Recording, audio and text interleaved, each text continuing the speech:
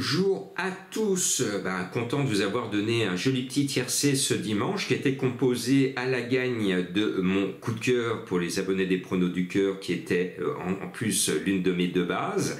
Le troisième Alf qui est mon chouchou était non seulement ma deuxième base mais aussi ma dernière minute. Bon, on y va ce lundi à Compiègne, accrochez vos ceintures, ça va secouer, c'est du steeple, en terrain lourd voire très lourd, on peut avoir de la casse. J'espère pour les jockeys et les chevaux qu'il n'y en aura pas, mais c'est une discipline très risquée. Ce sont des hommes et des femmes courageux qui sont aux commandes de ces grands champions et j'ai beaucoup d'estime et d'admiration pour ces chevaux qui franchissent des obstacles et des difficultés que nous-mêmes on serait incapables de franchir. Donc on leur doit leur respect et quand ils déçoivent, on doit aussi savoir leur pardonner parce que c'est compliqué pour eux et c'est surtout dangereux pour eux. Pour moi, eh bien, le 6 Glasgow du Berlay est un très bon cheval, invaincu cette année, que ce soit en haie ou en steeple, eh bien, je me dis, tiens, il va rester invaincu après le passage du poteau. Et puis le 9 Always Love You est un amour de cheval, lui aussi est en pleine forme, et il vient de gagner. Je pense que le 6 et le 9, on a deux belles chances dès l'entame de mon prono. Et puis, je me dis, c'est trop facile quand même qu'on ait une arrivée de favoris. Il y aura forcément une grosse surprise comme pratiquement tout le temps dans les quintés.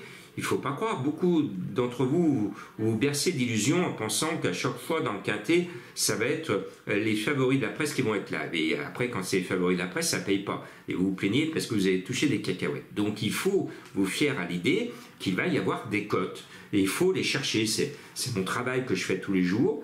Et j'essaye, alors il y a une prise de risque d'aller chercher du tocard. Là, je vous en ai sorti un, le 13 Eden Bioué. C'est un cheval que j'aime bien, que j'ai repéré. Et même s'il n'a pas figuré à l'arrivée la dernière fois, il n'a même pas fini son parcours, je reste persuadé que cette fois, il va montrer un tout autre visage. Et puis, il y en a un que je mets tout le temps, c'est comme Alf, c'est Galop du Large. J'aime bien les chevaux qui ont un nom amusant. Ce numéro 8 m'a donné raison la dernière fois, je le mets tout le temps, je reste fidèle à ce cheval, un combattant dans l'âme, et donc je le mets, tout comme il y a un jockey que je mets tout le temps parce que je l'admire, c'est mon idole, pour moi c'est le meilleur jockey d'Europe, après Madame Blackmore, qui est, elle est légendaire, elle a gagné le Grand National de Liverpool, James Revelet, en 7 sur le 2, écart du seuil, qui est chargé, mais j'aime tellement ce jockey que je ferme les yeux sur le poids de 70,5 kg pour le mettre dans ma sélection. Et puis en bas de tableau, lui, il a un poids plume, il peut s'envoler dans la dernière ligne droite avec, c'est le 15 Jean Gaudéry, son entraîneur Mérienne en met 2, eh bien je pense que son 15 a une chance tout à fait régulière. Et puis UPK de Tex, c'est le compagnon de boxe de Eden Bioué, un cheval que je sens bien. Graal en met 2, on a trouvé le Graal du quintet, on en a même 2. Quel est le vrai, quel est le faux? Eh bien UPK de Tex, c'est un cheval d'expérience, ce 10 me plaît beaucoup. Et puis en haut de tableau, l'autre Mérienne, je suis obligé de le mettre, le 4 Maréchal DJ, avec Félix de Gilles, qui est la cravache d'or 2023, eh bien on a également un duo ô combien redoutable, mais il y a plusieurs chevaux que je n'ai pas mis et qui ont une chance régulière, donc la course est très difficile à déchiffrer, plus les aléas du parcours, plus le terrain qui est détrempé, ça va être compliqué. Maintenant, je termine, parce que je sais que vous les aimez bien, par deux énigmes du jour pour trouver mes chevaux mystères. Le premier me permet de vous rappeler l'existence d'un grand homme lyonnais qui était notre maire de Lyon. Je veux parler de monsieur Édouard Herriot. Et monsieur Édouard Herriot a eu une phrase ô combien célèbre que je fais mien depuis des années. Depuis tout petit, je cite Édouard Herriot. Il cite le nom de mon cheval mystère et il poursuit « C'est ce qui reste quand on a tout oublié ».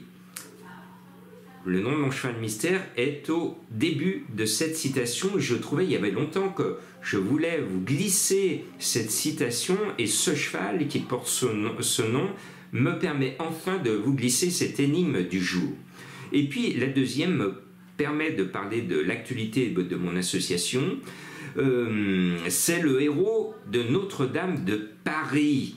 Et sa beauté est intérieure. C'est un grand personnage d'un très très grand roman qui a fait le tour du monde entier, et on parle en plus du grand retour de la comédie musicale de Notre-Dame de Paris. L'occasion pour moi de vous rappeler que lorsque j'étais comme vous devant ma télé en voyant l'incendie de Notre-Dame de Paris, tout de suite j'ai déclenché mon réseau, et au lendemain on prenait la décision avec mon équipe et avec mes contacts musicaux de la région lyonnaise d'organiser 3 concerts sur l'ouest lyonnais, à Lyon et sur l'est lyonnais, pour venir en aide, au secours aux instruments de musique de Notre-Dame qui ont été endommagés, aux orgues. Et ces 3 concerts nous ont permis de reverser intégralement la recette de ces 3 concerts à l'association Musique Sacrée à Notre-Dame de Paris. Et ils ont reçu à l'époque 4 500 €. Et ce jour-là, quand on a remis les chèques et les sous, on l'a fait devant la caméra de TF1 à l'époque. Donc voilà, et bientôt on est en pleine restauration. Et il y a encore des choses à réparer. L'un des orgues est encore en restauration, puisqu'il va être reconstruit. Il avait été détruit. Donc la reconstruction de l'un des 2 orgues est toujours d'actualité. C'était l'occasion de vous faire découvrir ce personnage de Notre-Dame de Paris, mon 2e cheval mystère.